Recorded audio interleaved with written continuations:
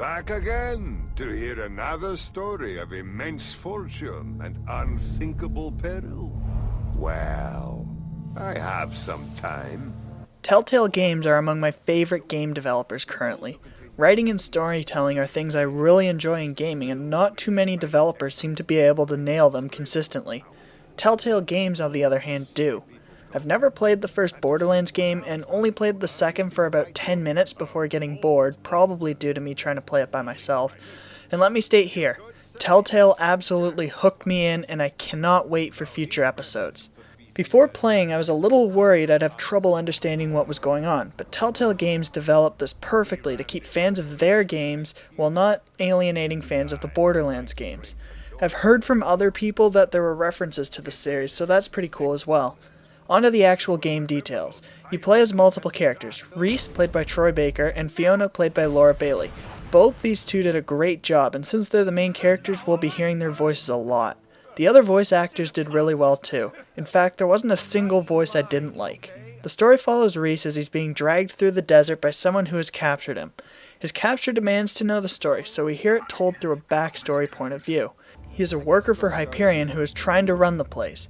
He gets help from his friends, Vaughn and Yvette, but Vasquez, who is described as a scumbag, has killed Henderson, the previous owner, and is now running the place. Reese overhears on a phone call that Vasquez is going to buy a vault key for $10 million and decides to go down with Vaughn to buy it first, in hopes of getting promoted.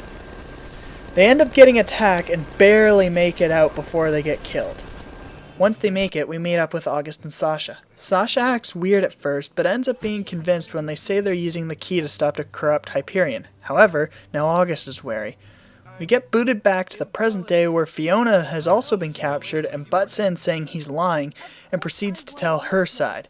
According to her, the vault key was fake, which Reese ends up learning anyway, made by her, Sasha, and Felix in order to get money quick. August wasn't in on it, they just promised him a cut of the money. The fake key gets smashed and the money stolen by a group of bandits and their leader Bossa Nova, and they have to get it back. I'm gonna stop here, but just know it was quite hard writing it down and making sense, but it made a lot more sense in game. Other things I really liked about this game were the humor. Every time you met a new character, you get a little splash card with their name and a couple words of description. These were often great, and I got a chuckle out of them a couple times. The game also has that typical Telltale look. I'm glad they stuck with it, as I've really fallen in love with that art style. One thing I didn't really mind, but is an issue, is I found the loading screens would tend to lag a bit while I was getting perfect performance during the rest of the game.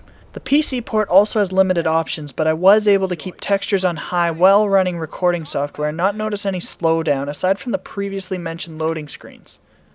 Overall, if you like Telltale Games, you will like this game. Even if you've never played a Borderlands game in your life, it still has that Telltale charm and is still just as great as their previous titles. Tales from the Borderlands Zer0 Sum is receiving a 9.5 out of 10 from BlazeKick.com.